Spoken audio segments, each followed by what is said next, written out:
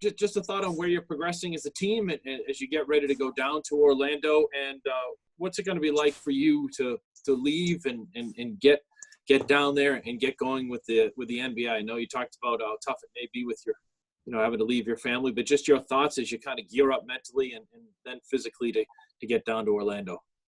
Yeah, I mean, that's real. But Dan, we're as far as where we are right now, the guys, a lot of guys have been in Boston a good majority of this hiatus, and we were allowed to do voluntary workouts starting early June back in the facility, and seen almost everybody through. Today's the first day that we will see everybody through all in one day because it's mandatory now.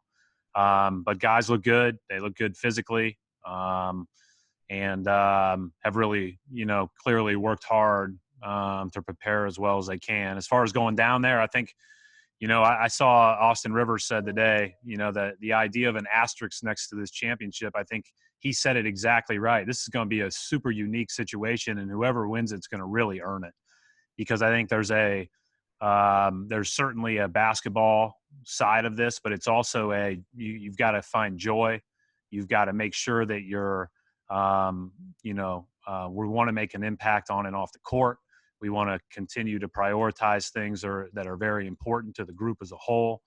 And so there's a lot of things that we're talking about heading into this really new season. In a lot of ways, we can call it. You can attach it to last season if you want, but in a lot of ways, it's a new season, and that's the way we're looking at it. Thank you.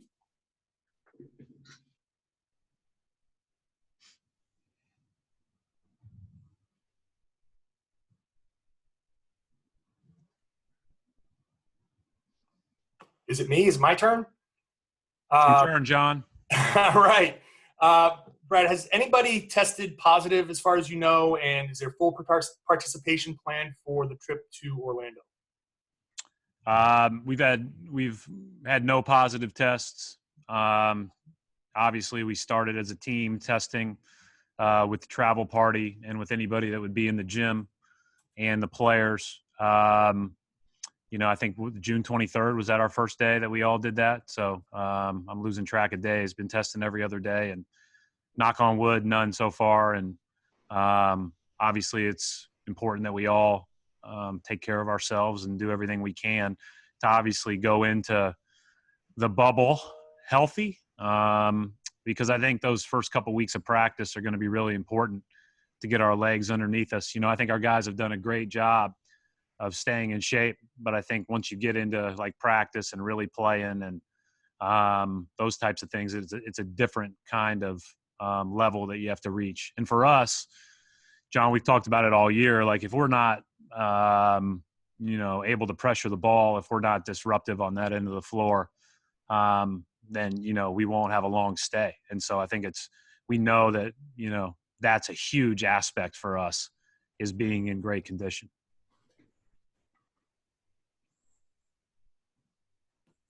And I'm sorry, no one's opted out, right? No, not that I know of. Nobody's told me. Hey, Brad, it's Joe from Cleveland. Hi, Joe. Hi.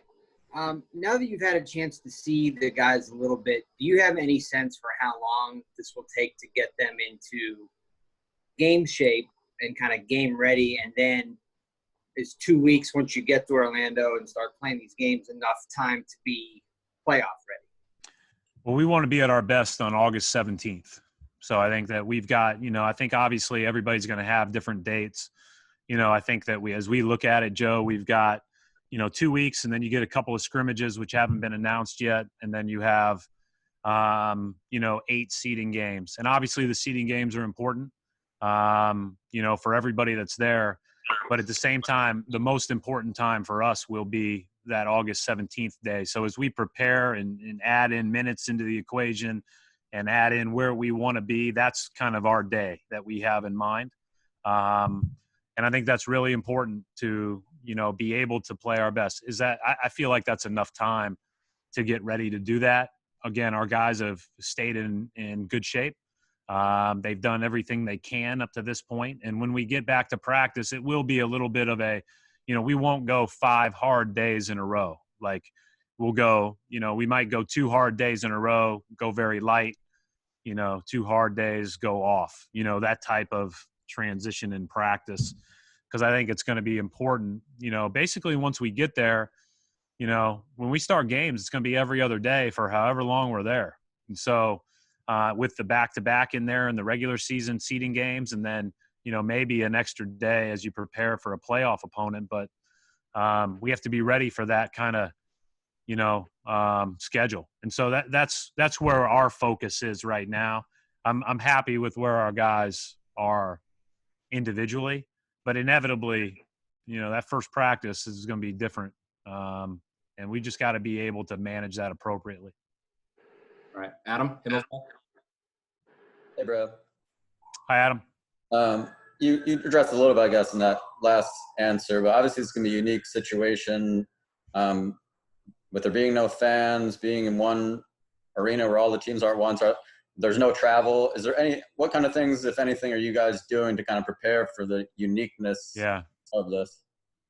Well, first of all, the NBA is doing a ton of things to prepare for it. Obviously, everything from, having, mental wellness at the forefront of everybody's mind to all the different activities that we will be able to do inside the bubble to, gyms that are going to be available on off times, et cetera.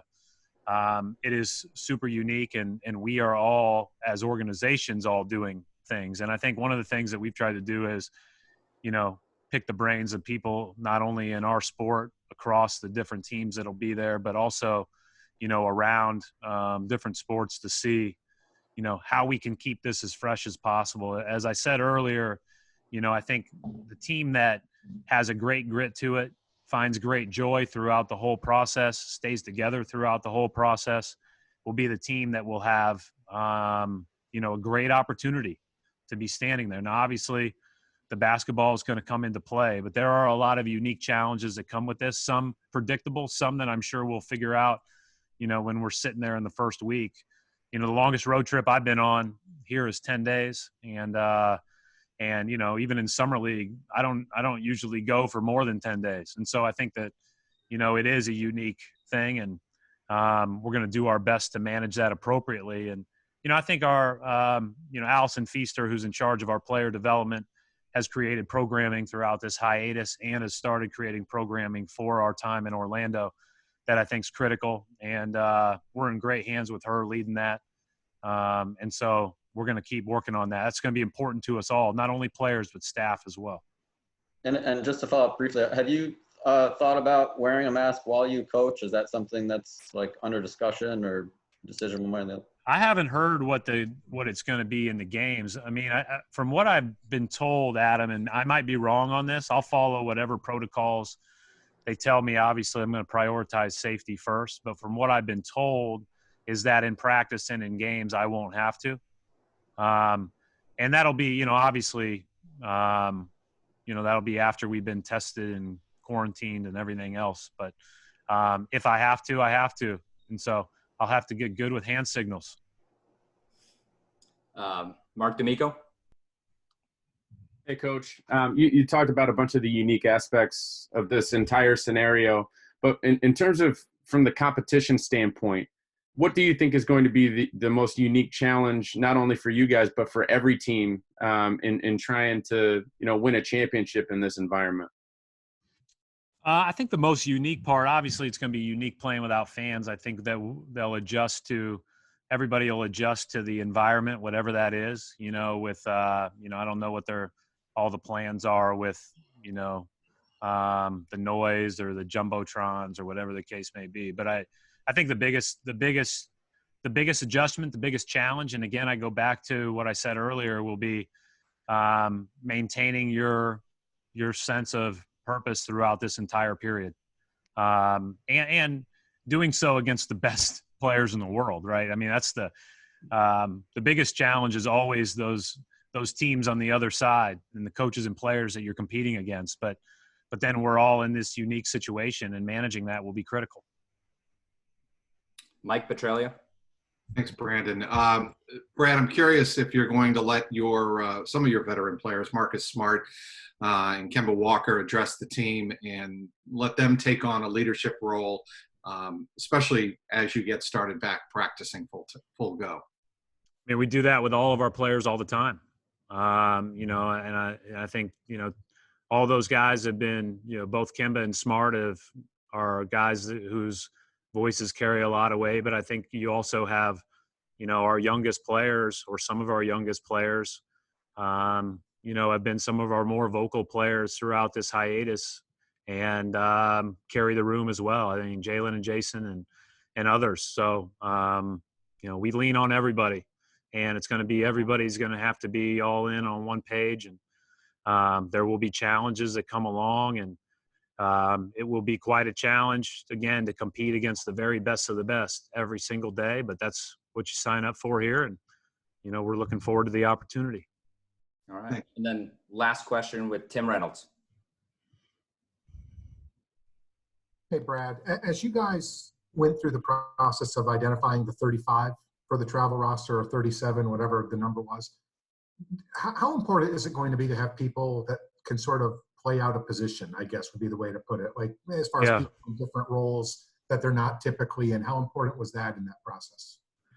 Well, first of all, Tim, and I'm sure other coaches feel this way, we have a loaded staff. Like, our staff is awesome. And, you know, I lean on them all extremely heavy, and we're not able to take everybody. And that stinks, because of the amount of work that they all put in every single day. But we've tried to identify how to be the most efficient we can be with people that can be excellent remotely as well. You know, I think that that's one of the things that we've had to identify. In some cases, their excellence remotely, you know, probably hurt their chances of going initially. I hope that the NBA allows us to bring extra staff as teams get eliminated and move on. You know, even as we, you know, cut down to 16 teams from 22, that's a significant number of people. Hopefully we're able to replace them with staff, because everybody deserves to go. But that's the way that we've looked at it. Everybody will take on different tasks at the, you know, that are in Disney, but then we'll lean heavy on the people that aren't there. In fact, we've got some new video and projects that we're going to take on, because we think we may be able to be more timely in our evaluations, because we have some super talented people that won't be there, but will be, you know, watching from afar and, you know, in our ears after every game. All right.